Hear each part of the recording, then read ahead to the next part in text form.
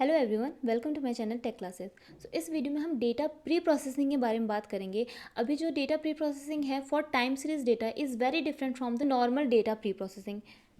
Most of the चीज़ें different है, जैसे कि हम मिसिंग वैल्यू कैसे हैंडल करते हैं, आउटलायर्स कैसे हैंडल करते हैं। बट टाइम सीरीज डेटा के साथ एक रीसैम्पलिंग का कंसेप्ट आ जाता है, स्टेशनरी का भी कंसेप्ट आ जाता है। ओके, अगर डेट मिसिंग है तो कैसे आप मिसिंग वैल्यू को हैंडल कर सकते हो। ओके, तो ये सारी चीज़ें हम इस वीडियो में कम्प्लीटली पढ़ने वाले हैं।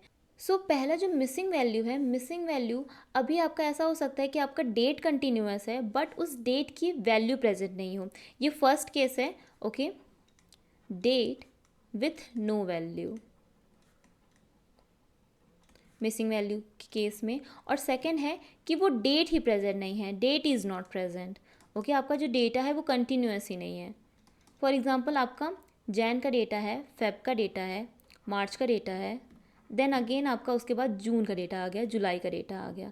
ओके, अप्रैल और मई का डेटा कहाँ गया, तो वो एक तरीके से मिसिंग है। और अगर आप उसको चार्ट को प्लॉट भी करते हो तो वो आपका डिसकंटिन्यूअस चार्ट रहता है, कंटिन्यूअस नहीं रहता। ओके, उसमें ब्रेकेज दिखती है आपको।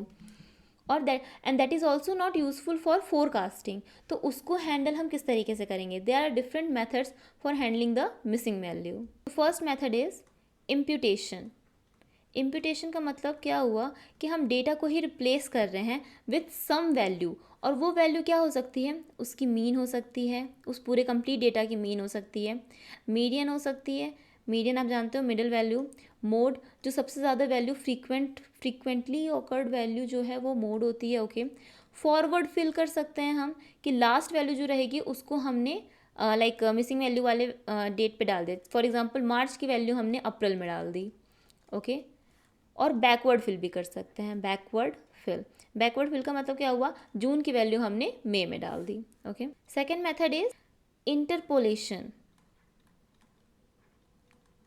इंटरपोलेशन का मतलब क्या हुआ? इसमें भी हम रिप्लेस कर रहे हैं मिसिंग वैल्यू को but based on the surrounding observation and not the complete data. Like जैसे हम इम्प्यूटेशन में क्या कर रहे हैं कि कंप्लीट डेटा का मीन निकाल रहे हैं, मीडियन निकाल रहे हैं। ओके, इंटरपोलेशन में हम सराउंडिंग वैल्यू जो भी रहेगी, जैसे मार्च, जैसे अप्रैल है तो अप्रैल की सराउंडिंग वैल्यू क्या होगी? फेब, मार्च, जून, जुलाई। ओके, तो इनका यूज़ करके हम कुछ वैल्यू निकालेंगे और उसको हम रिप्लेस करेंगे मिसिंग वैल्यू के साथ। तो इसमें भी कुछ डिफरेंट टाइप के आ जाते हैं, जैसे कि लीनियर हो जाता है, linear interpolation, spline interpolation and polynomial interpolation. Okay, these are the three different type of interpolation. And third one is using any machine learning algorithm or predictive modeling, you can say. इसका मतलब क्या हुआ कि जैसे आपने किसी machine learning का use करके, जैसे आपके पास दो टाइम सीरीज़ डेटा है और एक टाइम सीरीज़ डेटा दूसरे पे डिपेंड करता है, तो वन टाइम सीरीज़ डेटा के बेसिस पे आप दूसरे टाइम सीरीज़ डेटा की मिसिंग वैल्यू को प्रिडिक्ट कर सकते हो। ओके, आप ट्रेन कर सकते हो, जो भी आपका नोन डेटा है उस पर ट्रेन कर सकते हो और मिसिंग वैल्यू के लिए प्रिडिक्ट कर सकते हो। जैसे आपका एक्स में मिसिंग वैल्यू प्रेजेंट है। Okay, Y is complete data, तो आप y को एज अ ट्रेनिंग डेटा ले सकते हो और x को target variable, target data. Okay, तो y के बेसिस पे आप x को प्रेडिक्ट कर सकते हो, जो भी मिसिंग वैल्यू रहेगी उसको। Next is making a data stationary. Making data stationary, जो कि हमने ऑलरेडी वीडियो में कवर कर लिया है, तो अगर आपने वो वीडियो नहीं चेक की हो तो ज़रूर चेक कीजिएगा। मेकिंग डेटा स्टेशनरी, जिसमें हमने डिफरेंट टाइप ऑफ मेथड्स के बारे में बात किया था, जिसकी हेल्प से आप एक नॉन स्टेशनरी डेटा को स्टेशनरी बना सकते हो। और नॉन स्टेशनरी डेटा भी इनकन्सिस्टेंट वैल्यू है for predicting in the future, तो इसलिए स्टेशनरी बनाना बहुत ज़रूरी हो जाता है। Okay, so it also comes under the data pre processing. Next one is handling outliers. Handling outliers, इसमें आप क्या कर सकते हो? पहला तो आप इम्प्यूटेशन का यूज़ कर सकते हो, सिंपली इम्प्यूटेशन का यूज़ कर लो कि जो भी आउटलायर वैल्यू है उसको रिप्लेस कर दो आप मीन, मीडियन, मोड से। इंटरपोलेशन का भी यूज़ कर सकते हो, based on the surrounding value आप आउटलायर की वैल्यू को रिप्लेस कर सकते हो। Okay, first one is the imputation और इंटरपोलेशन। ओके, मोस्टली वैसे हम इम्प्यूटेशन का ही यूज़ करते हैं। सेकेंड वन इज़ ट्रांसफॉर्मेशन, जैसे कि लॉगरिदमिक हो गया या फिर बॉक्स-कॉक्स ट्रांसफॉर्मेशन हो गया। ओके, लॉगरिदमिक या फिर बॉक्स-कॉक्स ट्रांसफॉर्मेशन, ये भी हमने पढ़ रखा है डेटा स्टेशनरी बनाने कंसेप्ट में। स्मूथिंग टेक्निक, स्मूथिंग टेक्निक का भी यूज़ करके जो भी आउटलायर है, जो भी हाई फ्लक्चुएशन है, उसको आप रोलिंग एवरेज की फॉर्म में स्मूथ एंड आउट कर सकते हो। Next is resampling. अभी रीसैम्पलिंग का कंसेप्ट क्यों आ रहा है? रीसैम्पलिंग का मतलब क्या हुआ कि जैसे आपका जो डेटा है वो फॉर एग्जांपल 15 मिनट्स के इंटरवल पे है, ओके, बट आपको एवरेज देखना है 1 आवर के इंटरवल पे। तो आपने क्या किया, 15 मिनट्स का जो डेटा था, 4 डेटा 1 आवर में होता है, ओके, 4 डेटा का एवरेज लेके 1 आवर के इंटरवल का डेटा बना दिया। तो वो होता है रीसैम्पलिंग। एक होता है डाउन सैम्पलिंग, जिससे 15 मिनट्स से आप 1 आवर पे चले गए, या फिर डेली से वीकली पे चले गए, डेली से मंथली पे चले गए, okay, that is down sampling. Up sampling क्या होता है कि मंथली से आप डेली पे आ गए, okay. So first one is upsampling, increasing frequency,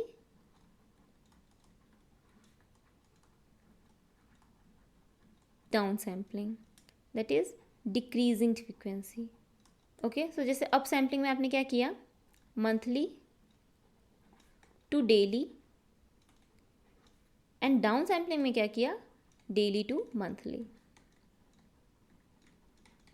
अभी जब आप अप सैम्पलिंग करते हो तो जो गैप्स होते हैं उसको रिप्लेस करने के लिए इंटरपोलेशन का हम यूज़ करते हैं, okay, to fill the gaps. Sampling की फ्रीक्वेंसीज होती हैं, रिसैम्पलिंग फ्रीक्वेंसी, ओके, जो हम फ्रीक्वेंसी की बात कर रहे हैं। तो इसमें जो फ्रीक्वेंसी होती है वो मोस्टली क्या हो जाती है, डेली हो जाती है, वीकली हो जाती है, मंथली हो जाती है, ईयरली हो जाती है, क्वार्टरली हो जाती है, ओके। आप आवरली भी रख सकते हो। सिंपल मैंने यहाँ पे डमी डेटा क्रिएट किया है मिसिंग वैल्यूज़ को शो करने के लिए जस्ट, और यहाँ पे डेटा फ्रेम उसमें से क्रिएट किया है, डिक्शनरी बनाई है, and then data frame create किया है।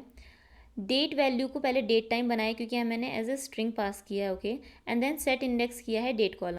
अगर आप डेटा देखो तो यहाँ पे 4 के बाद 5, 6 का डेटा मिसिंग है, ओके, 7, 8, 9, 10 और 11th डे का डेटा मिसिंग है, ओके। तो हमने यहाँ पे कंप्लीट डेट रेंज बनाया है from 1 January to 12 January, okay, complete date का रेंज बनाया है। फिर हमारा जो यहाँ पे डेटा था उसको री इंडेक्स किया है based on this new index. तो जहाँ जहाँ पे वैल्यूज़ नहीं थी, जैसे यहाँ पे 3 पे नहीं थी, 5 पे नहीं थी, 6 पे नहीं थी, तो वहाँ पे NA आ गया है, okay, there is no data. तो हमने पहले यहाँ पे इम्प्यूटेशन का यूज़ किया है, मीन, यहाँ पे निकाला डेटा का मीन, डेटा का मीडियन, डेटा का मोड, ओके, और यहाँ पे फिल NA का यूज़ करके हमने उस वैल्यू को रिप्लेस किया है। और यहाँ पे फॉरवर्ड फिल का यूज़ किया है, F फिल फंक्शन यूज़ कर सकते हो आप फॉरवर्ड फिल के लिए, B फिल का फंक्शन यूज़ कर सकते हो आप बैकवर्ड फिल के लिए, okay. This is the original data. अब आप यहाँ पे देखो थर्ड रो जो है वहाँ पे NA था, 5 और 6 के लिए NA था। तो यहाँ पे मीन वैल्यू क्या निकली है, 105.625। तो यहाँ पे हमारा रिप्लेस हो गया 105.625, ओके। मीडियन क्या था 106.5, तो यहाँ पे हमारा रिप्लेस हो गया है मीडियन की वैल्यू से। सेम फॉर मोड, यहाँ पे मोड की वैल्यू से रिप्लेस हो गया है। फॉरवर्ड फिल में अगर आप देखो तो यहाँ पे 101 था, यहाँ पे 101 रिप्लेस हो गया है, 103 था तो 103 फॉरवर्ड फिल हो गया, ओके। यहाँ पे 109 था तो 109 फॉरवर्ड फिल हो गया है। बैकवर्ड फिल की बात करें हम तो 6 और 5 पे नहीं था तो 106 पे, सो 7 पे 106 डेटा था, तो ये दोनों बैकवर्ड फिल हुआ है, 103 बैकवर्ड फिल हुआ है, ओके। इंटरपोलेशन, अभी 3 टाइप के इंटरपोलेशन हमने देखे थे, लीनियर, पॉलिनॉमियल एंड स्प्लाइन। तो इस तरीके से आप यूज़ कर सकते हो डेटा डॉट इंटरपोलेट करके, एंड देन मेथड पास कर सकते हो, जो भी आपको मेथड यूज़ करना हो, ओके। तो मैंने यहाँ पे लीनियर इंटरपोलेशन का यूज़ करके यहाँ पे फिट किया है 102, 103, 104, 105, ओके। यहाँ पे पॉलिनॉमियल यूज़ किया है और यहाँ पे स्प्लाइन यूज़ किया है। तो मैंने यहाँ पे एक सेल्स करके नया वेरिएबल बनाया है, ओके, जिसमें मैंने कंप्लीट वैल्यू को रखा है, there is no missing value in the sales. And then मैंने लीनियर रिग्रेशन को इंपोर्ट किया है, लीनियर रिग्रेशन को फिट किया है सेल्स डेटा पे, क्योंकि सेल्स हमारे पास कंप्लीट है, there is no missing value in the sales. Price value को हमने प्रिडिक्ट किया है, यहाँ पे नोन डेटा करके और मिसिंग डेटा करके हमने 2 डेटा फ्रेम अलग अलग बनाए हैं। पहले वाले में कंप्लीट रिकॉर्ड है जिसमें NA वैल्यू नहीं है, मिसिंग डेटा में वो रिकॉर्ड है जिसमें मिसिंग वैल्यू है। तो मिसिंग डेटा में क्या कौन कौन सा रो आया होगा, ये वाला रो आया है, ये दोनों रो आया है, एंड दिस वन, ये 4 रो आई हैं मिसिंग डेटा में, और इसके अलावा जितनी रोज थी वो आई हैं नोन डेटा में। देन मैंने यहाँ पे प्रिडिक्ट किया है मिसिंग वैल्यू किस पे, मिसिंग डेटा वाले डेटा फ्रेम पे, क्योंकि उसमें हमें सेल्स की वैल्यू पता है, प्राइस की वैल्यू पता नहीं है। तो प्राइस की वैल्यू हम प्रिडिक्ट कर रहे हैं based on the sales data. Okay, तो इस तरीके से हमारा डेटा मिल जाता है 101.6, 102.4, 104.7। ओके, देन आ जाता है रीसैम्पलिंग। रीसैम्पलिंग सिंपल यहाँ पे फंक्शन है डॉट रीसैम्पलिंग। जो भी आपका डेटा है उसमें डॉट रीसैम्पलिंग कीजिए और फ्रीक्वेंसी पास कर दीजिए। जैसे डेली डेटा हमारे पास था स्टॉक डेटा, तो मैंने यहाँ पे एम पास कर दिया, तो ये हो गया मंथली डेटा। ओके, जैन का, फेब का, मार्च, अप्रैल, मई, जून, इस तरीके से आया डेटा। अप सैम्पलिंग मैंने यहाँ पे किया है। अप सैम्पलिंग मैंने डेली डेटा को आवरली में चेंज किया है और इंटरपोलेट मेथड का यूज़ किया है और लीनियर इंटरपोलेशन का यूज़ किया है। तो इस तरीके से आप अप सैम्पलिंग डाउन सैम्पलिंग का यूज़ कर सकते हो। So that's all for this video. I hope आपको ये कंप्लीट टाइम सीरीज़ की प्लेलिस्ट पसंद आई हो। टाइम सीरीज़ के जितने भी कंसेप्ट थे मैंने बहुत ही ज़्यादा डिटेल में एक्सप्लेन किया है। किस तरीके से उसको पाइथन में हम इम्प्लीमेंट कर सकते हैं वो भी बताया है। एक रियल टाइम डेटा को यूज़ करते हुए मैंने सारे फंक्शंस को आपको इम्प्लीमेंट करके दिखाया है। ओके,